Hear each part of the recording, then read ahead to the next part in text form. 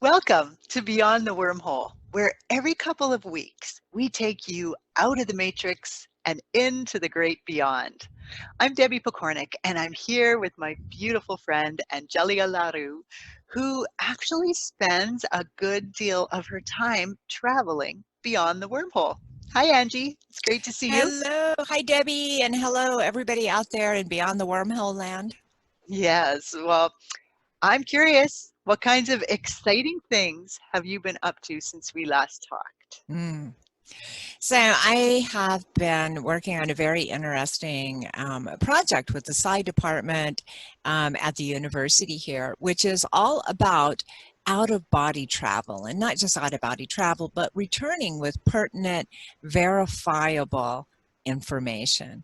Mm, And that's because I'll be doing a talk pretty soon for the Society for Scientific Exploration. And we're actually building up a lot of scientific data for that. oh. So I thought what might be fun to talk about today is how to get beyond the wormhole. Oh, I would Oh. love that. All right, so I'm going to set my timer for 15 minutes and take us there. All right. So there's a lot of, so consciousness is non-local. So first we need to understand that we are composite beings. Okay, we have a body, we have a mind, we have Mhm. a spirit, and we also have this observer witness consciousness state. It is pure consciousness. And that part of us is non-local. It doesn't have to stay here. The mind, the personality, the ego does have to stay in this body. And this Okay. body, of course, has to stay in the body. But the higher self, the spirit, can come and go, and consciousness can come and go. So this is like a flesh hotel. Okay. Okay, cool. So one of the ways that we can travel out of body that most people already know about and have done is astral travel. Another version of astral travel is lucid dreaming. Right. So outside of our skin, this is the coarsest level of us, is the physical body, is another body, and this is only about like an inch away. This is the astral body. And then Okay. we have a number of other bodies, and this make up the energetic field around us. Okay. Okay. That astral body is what we use in a dreaming state. So if you've ever had a flying dream or something like that, and your hands are out in front of you and you can see your hands and you recognize them, hey, those are my hands. But maybe you can't see freckles or little lines or something like that. Like we still look like ourselves, but almost a younger version, because the astral body, we can't see all the really fine details. So we can't see the little fine hair on our arms, we can't see little blemishes or little tiny scars. We can maybe see we have fingernails, but we can't see the cuticles of the fingernails. So we can't Okay. see the minute details in the astral body.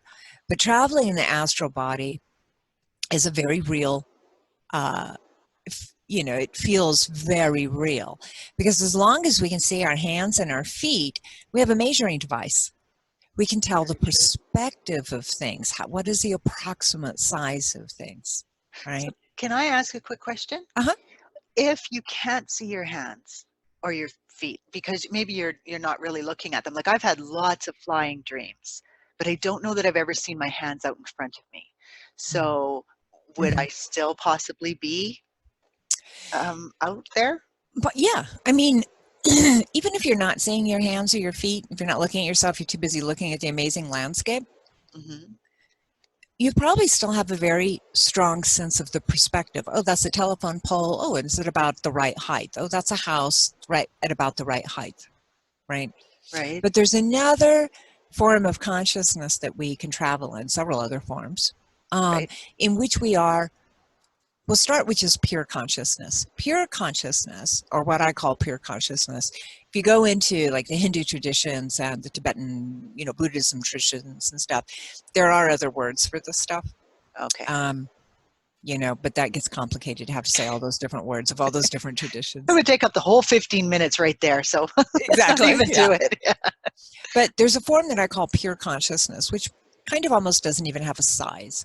So as a psychic surgeon, If I'm finding blood pooling in the body and I suspect a leaching artery or something like that, I need to be able to move into the body, and I might just be the size of a cell or the size of a neuron Right. going in. It depends if am I going into a vein or an artery.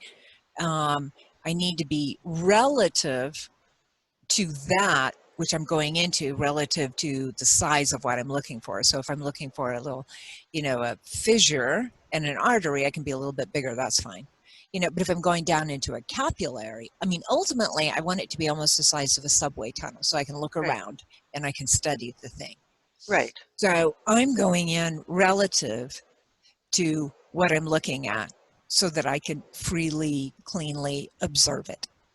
Okay. Right. So consciousness itself can be a speck.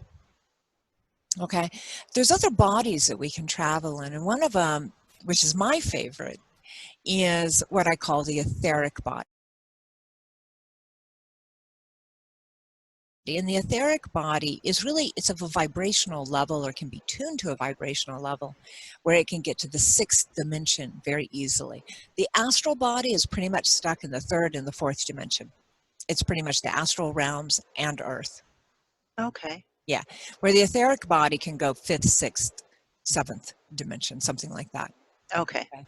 And that, it's like, you like to go to tropical vacation places, with very few Yes. people. It's just your preference. I like the 6th dimension. The 4th dimension, a lot like Earth. You can run into bad neighborhoods, bad boys, have people mess with you. I just don't like the 4th dimension.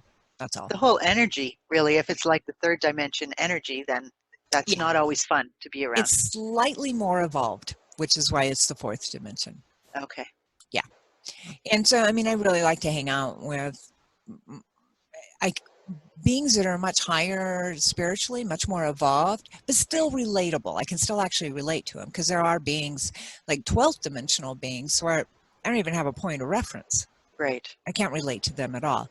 So I'm looking for a zone, where I'm hanging basically with the masters, but they're relatable, right? Okay. Yes. So the etheric body, when you're in an etheric body, you're just kind of a glowing light. And depending what your overall state of being is, depends on kind of the color you are. So when I travel with a group and I open a wormhole and I travel with the group, we're going to see each other out of body. Like usually we collect, because we have to leave our bodies, and we collect usually just outside of the zone around Earth where the satellites are, right? So we'll hang out, wait for a whole group together there, get to Right. view Earth. It's cool. That's your meeting place. That's our meeting place, right? Cool. And then from there, we're going to go into higher dimensions, but we literally start just outside of Earth. And you can watch as people come or as they appear beside you. And we recognize each other by the feel of each other, the frequency of each other, because we all Right. have a very specific frequency, right? If your husband comes up behind you or your son comes up behind you, you can kind of sense which one it is. There's a flavor, a scent. Right. It's a frequency, right? Right. But some of us who are visual, our third eye is open and we can see, we'll see people show up as colors. So Todd shows up. Oh, excuse me. No problem. Bless you if that was a sneeze. Very dainty. So Todd shows up and he's blue. I see him as blue light.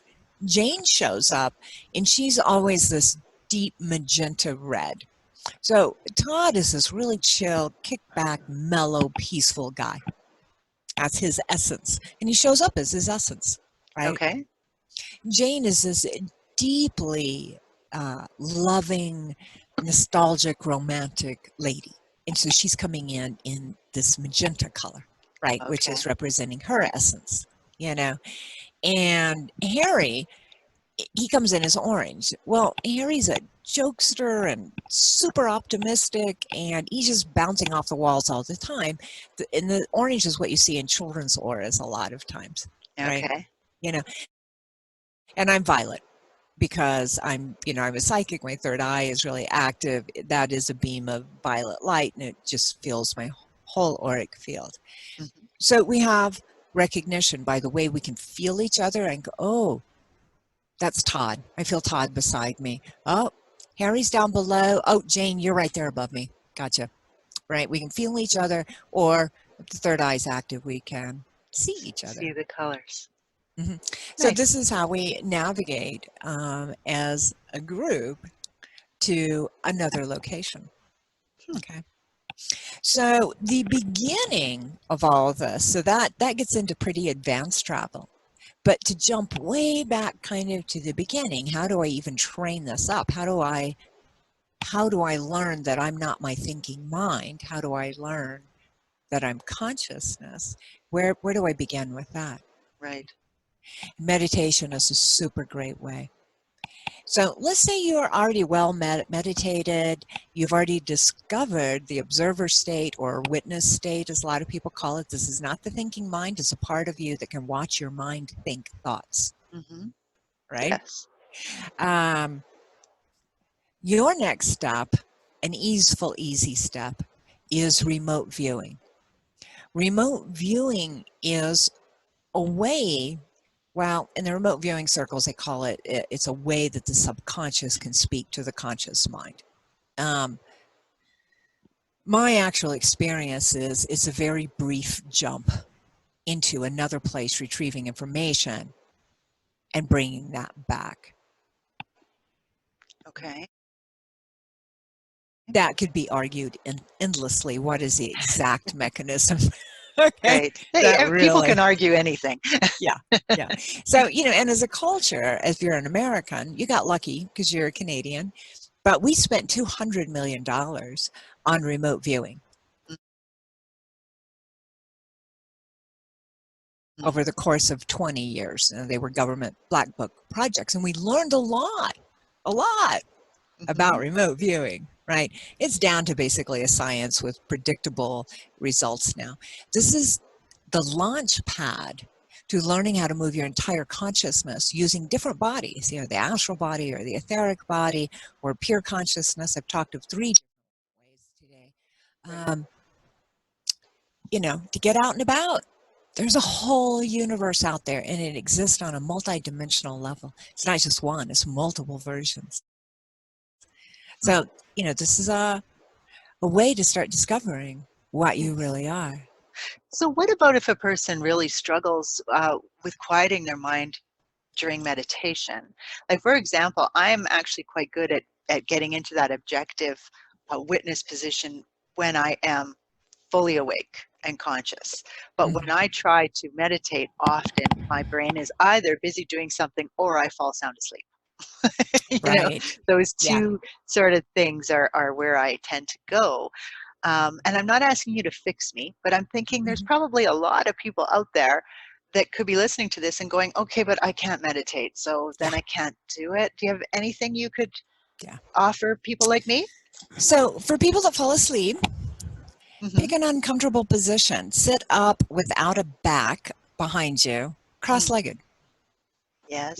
Or sit up on, yoga bolsters or a couple pillows, if you have a hard time bending your knees. But don't lean your back against something. If you're supporting your own body weight and you start to fall asleep, you catch yourself, right? I know, but I do that all the time. I was just on a meditation the other day and I found I was sitting there exactly like you said to stay awake. And I kind of did the whole boom thing. Mhm. And then okay. And then I did it again. Right. Yeah. Okay. So, there is, if you're 20 to 45, 50 or something, this is not going to be as much of a problem. And just sitting up cross-legged, you'll Okay. catch yourself. Okay. But after about that, we start kind of going backwards Oh, where see, I'm 53. I'm past there. yeah, it gets harder and harder. Yeah. So that's where you want to turn meditation into a moving meditation, right? So Okay. now you're doing yoga, qigong, walking. There's a walking meditation. And when I say walking, you're not just walking, you're walking in theta state. Yes. Your consciousness extended out into your field. You're feeling all the energies around you. You can literally walk with your eyes closed and feel when you walk under a tree. Feel when somebody passes you, even if it's silently and there's no sound. Mm-hmm. You can feel where the sidewalk is versus the grass. Okay? So this is a hyper awareness. And to be in this hyper awareness, the thinking mind cannot be thinking. The observer state has to be engaged. Right. Okay? So that's what I would recommend for falling asleep. Now, if you just have monkey mind and it's, it's like a cage Yeah, full of just monkeys going like crazy. I would recommend guided meditations, in solfeggio laced music, binary neural beats, and fortitude. Just control your brain. It's your brain. If you don't control it, nobody else on this planet can possibly jump in and do it, right? And it's an interesting thing, just socially. If we're, telling our children what to do, and we're telling our husband what to do, and we're telling, our parents or our coworkers, if we have opinions and thoughts about how anybody else should live their life, and we can't control our own brain, we're way out of line. Very true. Very true. Way out of line. Yes. So that's job number one, is control your own brain.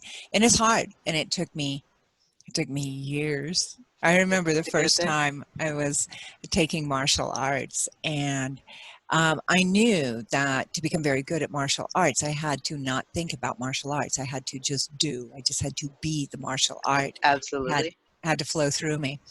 And the only way I could really enhance that ability was meditating to no mind, right?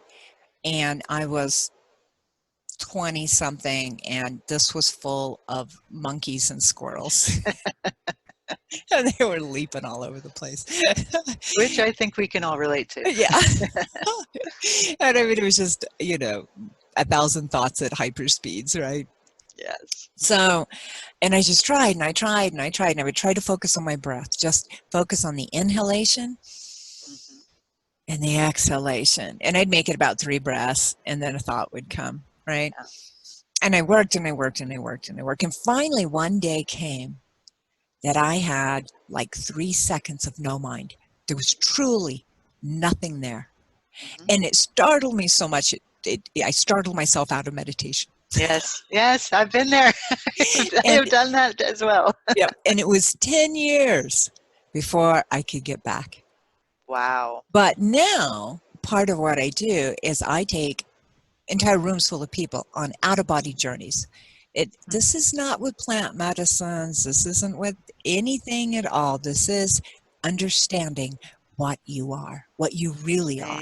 I do want people to recognize that what you're saying is we could all do this. This is something that we can experience in our own lives. We don't have to live vicariously through people like Angie. And so with that, that's our 15 plus minutes beyond the wormhole.